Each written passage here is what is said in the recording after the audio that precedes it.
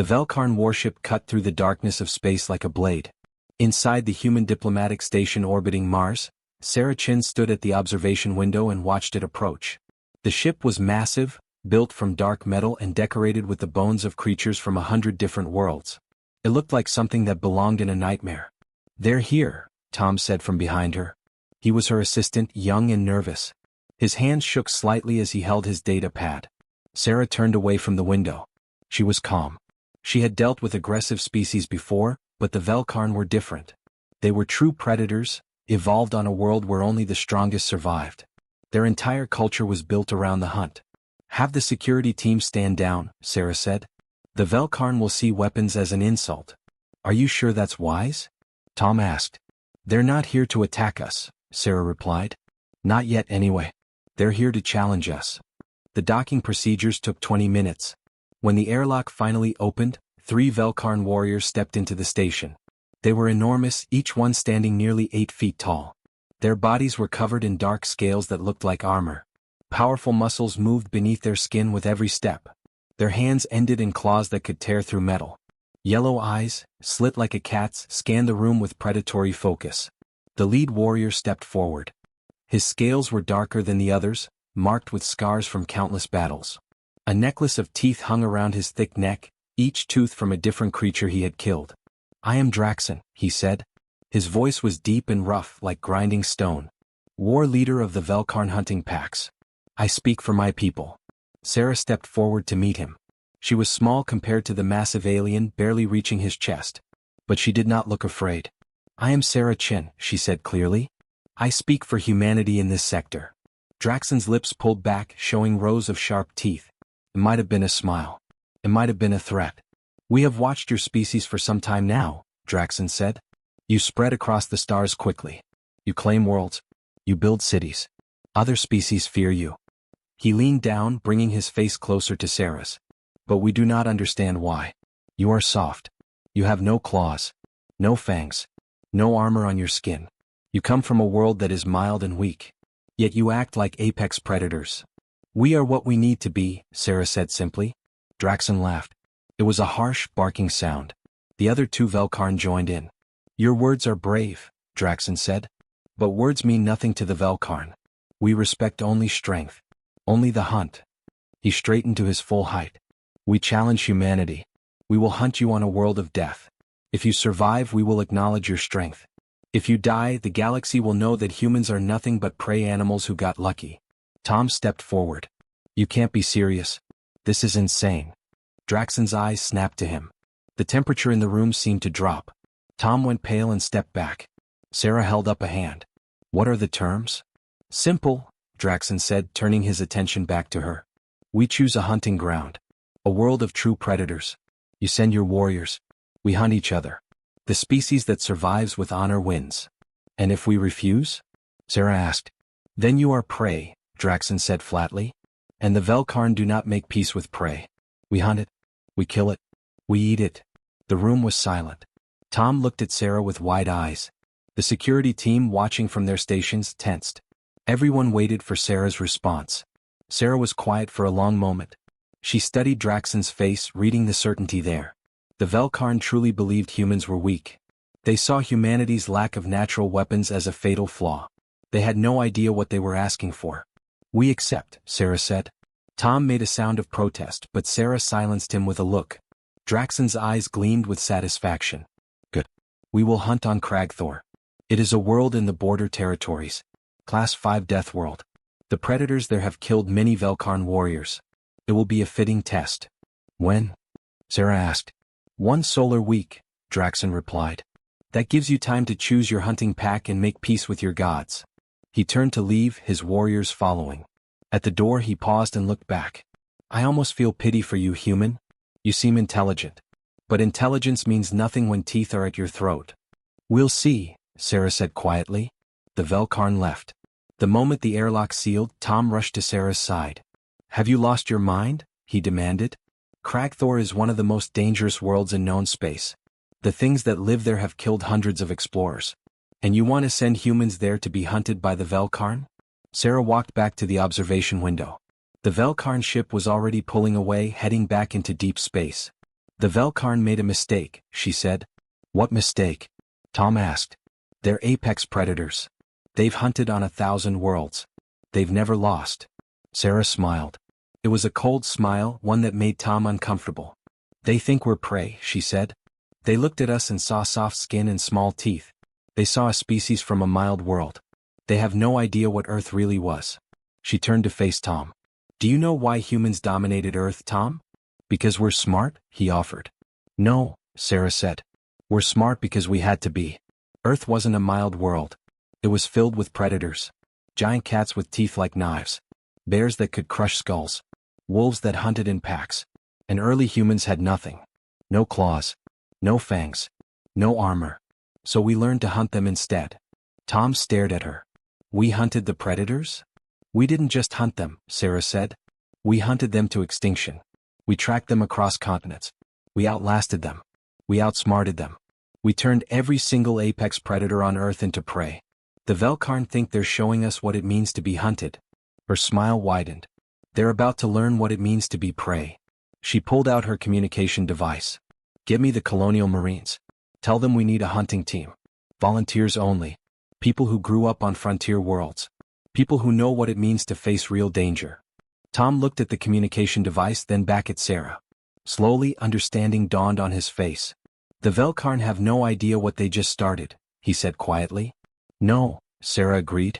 They really don't. The planet Kragthor was a world of nightmares. The sky was a sickly green color, thick with clouds that never stopped moving. The air was hot and heavy, filled with the smell of rot and blood. Massive trees with black bark stretched toward the sky, their branches twisted like broken bones. Everything on this world wanted to kill you. Draxon stood on a cliff overlooking the jungle below. His hunting pack of 12 warriors waited behind him, checking their weapons and testing the air with their sensitive noses. They had been tracking the human team for 3 hours now. They move strangely, said Vrek, his second in command. Not like prey running in fear. They move with purpose. Draxon nodded slowly. He had noticed this too. The humans left clear tracks, almost too clear. It was as if they wanted to be followed. But that made no sense. Prey always tried to hide. Perhaps they are foolish, Draxon said. Perhaps they do not understand the danger they face. A roar echoed through the jungle below. It was deep and terrible, the sound of something massive and angry. The Velkarn warriors tensed, hands going to weapons.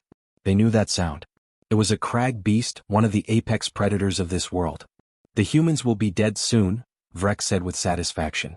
The crag beasts show no mercy. But Draxon was not so sure. Something felt wrong about this hunt. Down in the jungle, Sarah moved through the undergrowth with her team of 6 humans. They wore light armor, nothing like the heavy protection the Velkarn used. They carried rifles and basic supplies.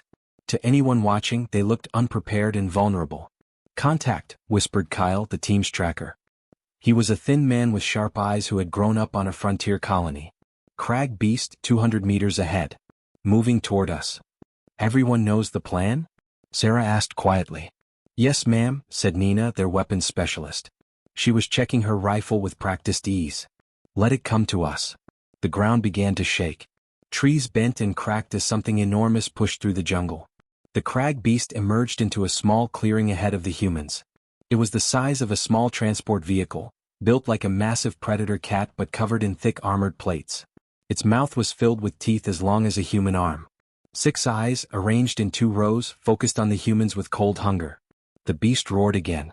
The sound was so loud that it hurt to hear. It began to charge, moving with terrifying speed for something so large. The humans did not run. Spread formation, Sarah said calmly, as if she were ordering lunch. Wait for it. The team split apart smoothly, each person moving to a predetermined position. The crag beast, confused by the separating targets, slowed for just a moment. That moment was enough. Fire, Sarah commanded. 6 rifles opened up at once. But they were not firing randomly. Each shot was aimed at specific points on the beast's body. The joints where its armor plates connected. The soft tissue around its eyes. The tendons in its legs. The crag beast stumbled. It tried to roar, but one of its eyes was gone, and pain overwhelmed its rage. It turned toward Nina, the closest human, but Kyle put 3 rounds into its front leg joint. The leg buckled. Just left, Sarah called out. Nina, fall back. Eric, take the flank. The team moved like they were one organism. No panic. No shouting. Just smooth, coordinated action. They had done this before many times. Up on the cliff, Draxon watched in stunned silence. The Velkarn warriors around him had stopped moving entirely, frozen by what they were seeing.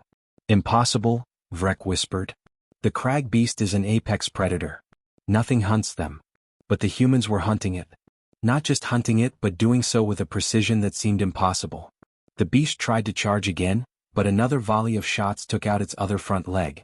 It crashed to the ground, thrashing and roaring in fury and pain. End it, Sarah said. Kyle moved forward, calm and steady.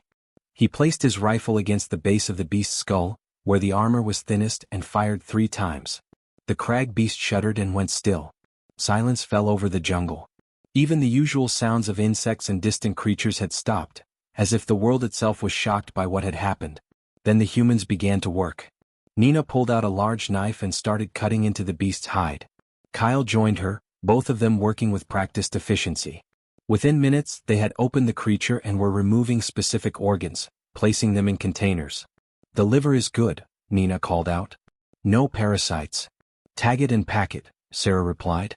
She was marking something on her data pad, completely unconcerned with the massive dead predator at her feet. Eric, another team member, was already scanning the area. We need to move soon. That roar will attract other predators. 5 more minutes, Sarah said. Get the heart and the primary muscle tissue. Leave the rest. The humans worked quickly and efficiently. They showed no disgust at the blood and gore. They showed no fear of being exposed while they processed their kill. They simply did what needed to be done. Draxon felt something he had not felt in many years. Confusion. And beneath that, the first cold touch of doubt. They killed an apex predator, Vrek said slowly. In less than 2 minutes. They did not just kill it, Draxon corrected, his voice quiet. They hunted it. There is a difference. He watched as the humans finished their work and began moving again, heading deeper into the jungle. Prey does not hunt. Prey runs. Prey hides. Then what are the humans? Vrek asked. Draxon did not answer. He was beginning to suspect the answer, and it troubled him deeply. The Velkarn pack descended from the cliff and followed the humans at a distance. They moved more carefully now, with more respect. The jungle grew darker as the green sun began to set. Strange calls echoed through the trees. The sounds of things hunting and things dying. Ahead, the humans had made a simple camp. They did not build a fire, which was smart. Fire attracted predators on Cragthor. Instead, they ate cold rations and took turns on watch. Their movements were efficient and practiced. We could attack them now, Vrek suggested. In their camp. End this quickly. But Draxon shook his head. No. I want to watch them more. I want to understand what we are facing. They are just humans, Vrek said, but his voice lacked certainty. Draxon's eyes were fixed on Sarah, who sat calmly cleaning her rifle while her team rested around her. She looked small and soft. But she had just led her team in killing one of the most dangerous predators in the known galaxy, and she had done it like it was routine. Perhaps, Draxon said quietly.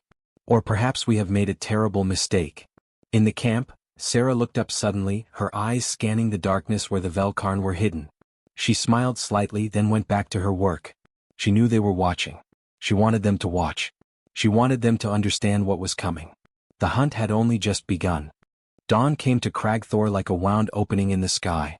The green sun rose slowly, casting strange shadows through the twisted trees. Draxon and his warriors had not slept. They had been watching the human camp all night, waiting for the right moment to strike. But when the first light touched the jungle floor, the humans simply stood up and started walking. Now, Draxon commanded. We take them now while they are tired from the night. The Velkarn warriors burst from their hiding places with explosive speed. They were built for this, for the sudden attack that ended hunts in seconds. Their powerful legs ate up the ground between them and the humans in heartbeats. But the humans were already moving. They had heard the Velkarn coming, or perhaps they had expected it. They did not run in panic. They simply picked up their gear and moved deeper into the jungle at a steady pace. Draxon reached the spot where the humans had been camping. It was empty except for some disturbed ground. He snarled in frustration and gave chase, his warriors following close behind. The humans were not fast. Draxon could see them ahead, moving through the trees at what seemed like an easy jog. His powerful legs closed the distance quickly. 50 meters. 40. 30. Then Sarah looked back at him, made eye contact, and the humans increased their pace slightly. Just enough to stay ahead. They toy with us, Vrek growled, running beside Draxon. They insult us. But Draxon was not so sure. There was something calculated about the way the humans moved. They were not panicking. They were not wasting energy. They just kept going at that same steady pace. The chase continued. Minutes turned into an hour. The Velkarn warriors were still strong, their muscles burning with power as they pursued their prey. But the humans never stopped. They navigated through the dense jungle without slowing, jumping over fallen trees and ducking under branches with practiced ease. Another hour passed. Draxon felt the first touch of fatigue in his legs. This was unusual. Velkarn were built for endurance as well as power. They could hunt for hours when needed. But something about this chase was different. The humans never gave them a chance to rest, never gave them a moment to catch their breath. The jungle grew thicker. The heat became oppressive. Draxon's breathing was labored now, his mouth open to gulp air. Around him, his warriors were struggling too. Vrek was limping slightly, favoring his left leg. But ahead, the humans just kept moving. That same steady pace. Never faster, never slower. Just constant forward motion. How? Vrek gasped. How do they not tire? Kyle, running near the back of the human group, heard the question even though it was not meant for him. He smiled grimly and said nothing. He had grown up on a frontier world where he had learned to track animals for days at a time. He knew what his body could do. All humans did if they trained for it. 3 hours into the chase, one of the Velkarn warriors collapsed. His legs simply gave out beneath him. He crashed into the jungle floor, gasping and twitching. The warrior was not injured. He was simply exhausted beyond his body's ability to continue. Draxon stopped, torn between continuing the chase and helping his fallen warrior. The humans disappeared into the jungle ahead, still moving at that terrible, constant pace. Leave him, Vrek said. He will recover. We must catch the humans before they escape. But Draxon was beginning to understand that the humans were not trying to escape. They were doing something else entirely. The chase resumed. But now the Velkarn were slower, more cautious. Their initial explosive energy was gone, burned away by hours of constant pursuit. Their muscles ached. Their lungs burned. They had never felt this way before. 4 hours. 5 hours. The green sun climbed higher in the sky, making the jungle into an oven. Sweat poured down Draxon's scaled body. His vision was starting to blur at the edges. 2 more of his warriors had fallen behind, unable to keep pace. And still the humans moved. That same steady, terrible pace. Never stopping. Never slowing. 6 hours into the chase, Draxon finally understood. It hit him like a physical blow, making him stumble. They are not running from us, he gasped to Vrek. They are hunting us. What? Vrek looked at him in confusion. We are chasing them. No, Draxon said, his voice rough with exhaustion. They are making us chase them. They are wearing us down. This is how they hunt. He stopped moving and leaned against a tree, his chest heaving. His warriors gathered around him, all of them exhausted. In the distance the humans had stopped too. They were visible through the trees maybe 100 meters away. They were not even breathing hard. Sarah stood at the front of her group, watching the Velkarn with calm eyes. She took a drink from her water supply, slow and deliberate, making sure the Velkarn could see how easily she recovered. Humans are persistence hunters, Nina said quietly, though she knew the Velkarn could not hear her from this distance. Our ancestors chased animals across the African plains until they collapsed from heat exhaustion. Then we killed them with rocks and sharp sticks. The Velkarn don't know, Eric added. Their evolution was different. They're ambush predators. Built for explosive power over short distances. They're learning now, Sarah said. She raised her voice so it carried across the jungle. We can do this all day, Draxon. Can you? Draxon heard her words and felt rage burn through his exhaustion. But beneath the rage was something else. Something he had never felt on a hunt before. Fear. We rest, he commanded his warriors. We need to recover our strength. They will escape, one warrior protested. No, Draxon said, watching the humans. They will not run. They will stay close. And when we start moving again, they will start moving again. They will make us chase them until we cannot move at all. Vrek looked at the humans with new eyes. This is their advantage? They simply do not stop. It is more than that, Draxon said slowly, his mind working through the implications. They evolved on a world where they had no natural weapons. So they developed a different way to hunt. They chase their prey not for minutes but for hours. 4 days if needed. They follow until their prey's heart gives out from exhaustion. Until their prey collapses and cannot run anymore. That is horrible, Vrek whispered. That is cruel. That is effective, Draxon corrected. And it explains so much. He thought about how humans had spread across the galaxy, how they never seemed to give up on any goal, how they pursued their objectives with relentless determination. It was not just strategy. It was written into their very biology. The humans started moving again, disappearing into the jungle. Not running. Just walking at that steady, sustainable pace. We cannot win this way, Vrek said quietly. If we chase them, we die from exhaustion. We need a different approach. Draxon nodded slowly. His pride was wounded, but he was still a warrior. He could adapt. But as he watched the humans vanish into the jungle, he felt the weight of a terrible realization settling over him. The Velkarn had challenged humanity to a hunt. But they had not understood what that meant. On every world the Velkarn knew, predators hunted prey. But humans came from a different kind of world. A world where the prey became the hunters. Where the weak became strong through sheer relentless will. The Velkarn were not hunting humans. They had never been hunting humans. From the very beginning the humans had been hunting them. Draxon made a decision that went against every instinct in his warrior's blood. Instead of continuing to chase the humans, he ordered his pack to follow them from a distance. To watch. To learn. This is shameful, Vrek protested. We are hunters, not observers. We are also still alive, Draxon replied coldly. 3 of our warriors can barely walk. 2 more are fighting infections from jungle plants. If we continue fighting the way we have been, we will all die here. He looked at his second in command. I want to understand these humans. I want to know how they think. So the Velkarn followed at a careful distance, staying hidden in the dense jungle. And what they saw over the next 3 days changed everything they thought they knew about hunting. The humans moved with purpose through the most dangerous parts of Cragthor. They were tracking something, that much was clear. Sarah would stop periodically, examining broken branches or disturbed soil. Kyle would climb trees to scan the area ahead. Nina collected samples of something. The Velkarn could not tell what. What are they doing? Vrek asked on the second day of observation. They are not hunting us. They are not trying to escape. What is their goal? Draxon had no answer.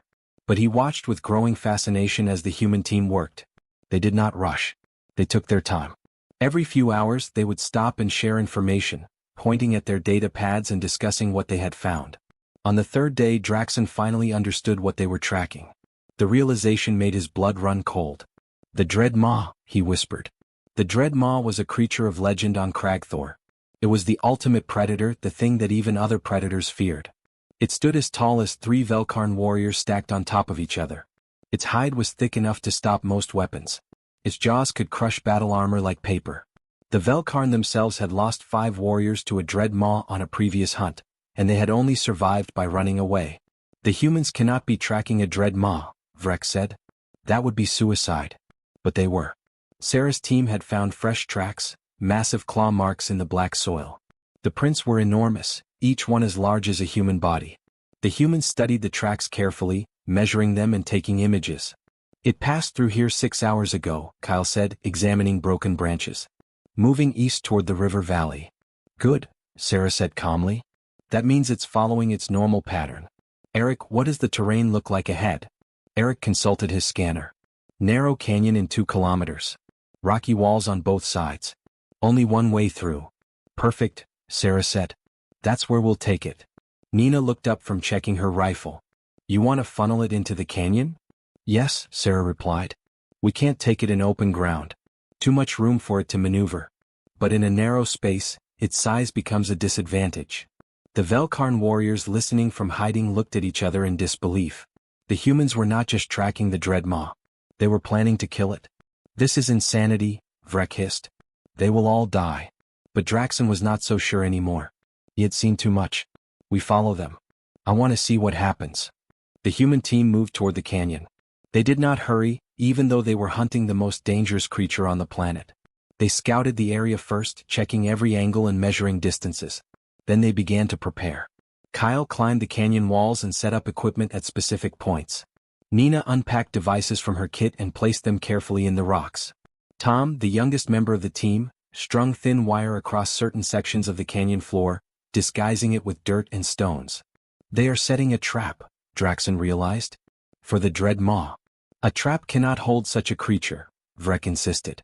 Perhaps not, Draxon said. But watch. Watch and learn. Sarah and her team worked for hours. Everything they did was precise and planned. They tested their equipment multiple times. They discussed angles and timing. They made sure every person knew exactly what to do. Finally, when everything was ready, Kyle went out to find the Dread Maw. He was gone for 2 hours. When he returned, he was running at that steady human pace, not sprinting but moving with consistent speed. "It's coming," he called out. 3 minutes. The team took their positions. Sarah stood at the entrance to the canyon, completely exposed. The other humans were hidden among the rocks above and to the sides. The ground began to shake. Trees at the edge of the jungle swayed and fell. Then the Dread Maw emerged. It was even larger than Draxon remembered. Its body was covered in thick armored plates that overlapped like a fortress. 4 massive legs, each one like a tree trunk, supported its enormous weight. Its head was mostly mouth, filled with teeth the size of Velkarn warriors. 6 red eyes focused on Sarah with burning hunger. The creature roared. The sound was so powerful that rocks shook loose from the canyon walls. It was a roar of pure dominance, the sound of something that had never known defeat. Sarah did not move. She stood her ground, watching the monster approach. The Dread Maw charged. Its massive body accelerated with shocking speed for something so large. The ground shook with each step. It entered the canyon, focused entirely on the small human standing before it. "Now," Sarah said calmly into her communicator. Everything happened at once. The wires Tom had laid caught the creature's front legs, not stopping it but making it stumble. Explosives that Nina had placed went off in sequence, not trying to hurt the creature but channeling its movement, forcing it deeper into the canyon. Kyle triggered devices that released high-pitched sounds, painful to the creature's sensitive hearing, making it turn its head away from certain directions. The Dread Maw was being herded. Controlled. Its size and strength meant nothing because the humans had turned the environment itself into a weapon. The creature tried to turn around, but the canyon was too narrow. It tried to climb the walls, but the rocks had been treated with something slippery that made its claws slide off. Every move it made had been predicted. Every action it took led it deeper into the trap. Finally, the Dread Maw reached the kill zone. A section of canyon that Sarah's team had specifically prepared. The creature was stuck, unable to turn around, unable to retreat. "Fire," Sarah commanded.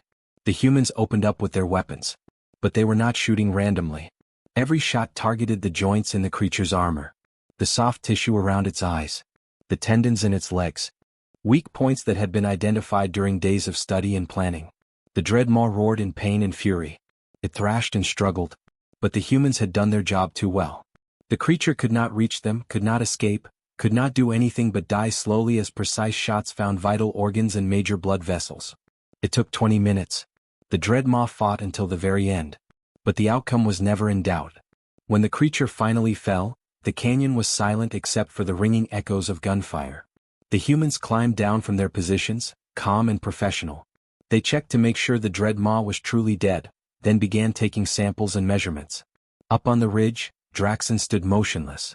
His warriors were equally stunned. They had just watched humans kill the most dangerous predator any of them had ever seen. And the humans had made it look methodical. Scientific. Almost routine. "How?" Vrek asked, his voice barely a whisper. "How is this possible?" Draxon understood now. He finally saw the full picture. "They did not evolve to run from predators," he said slowly. "They evolved to hunt them. Every instinct they have, every ability they possess, is designed for one purpose.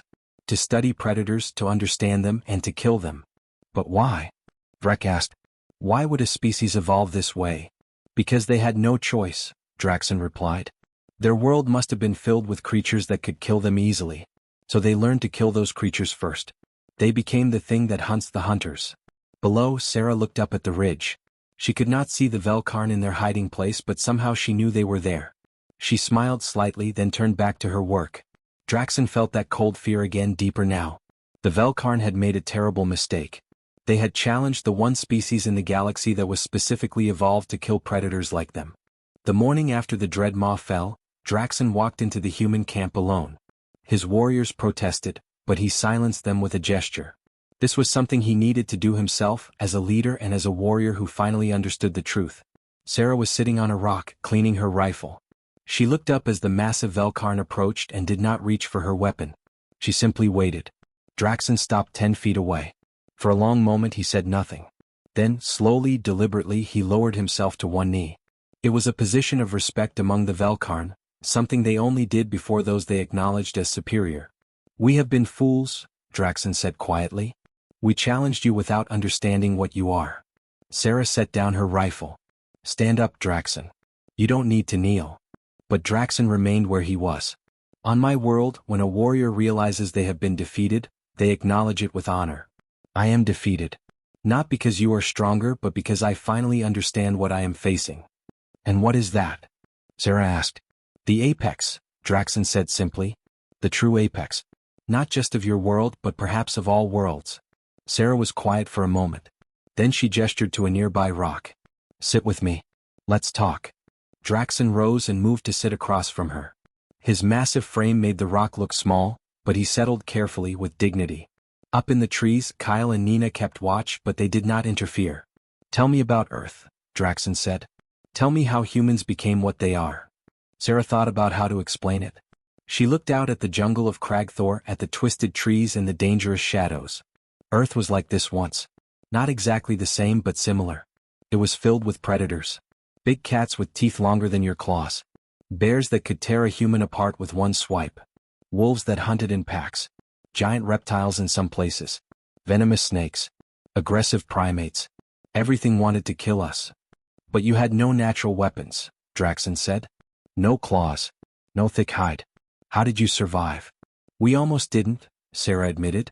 "Early humans were prey for a long time. We were small. We were slow compared to the big cats. We were weak compared to the bears. By every physical measure, we should have gone extinct." "But you did not," Draxen observed. "No," Sarah said. "Because we learned to think differently. We couldn't outrun the predators so we learned to outlast them. We couldn't overpower them so we learned to outsmart them. We couldn't fight them alone so we learned to work together better than any other species." She picked up a small stone and turned it over in her hands. "Do you know what the first human weapon was?" "A rock. Just a rock. But a human could throw that rock with accuracy. We could hit an animal from a distance. And when rocks weren't enough, we sharpened sticks. We made spears. We made tools." "Tools?" Draxen repeated. "Yes, we have seen how you use tools. But many species use tools." "Not like humans," Sarah said. "We don't just use tools. We build tools to make tools. We plan. We think ahead. We study our prey for days, weeks, months. We learn their patterns. We figure out their weaknesses. And then we exploit those weaknesses with precision." She looked directly at Draxen.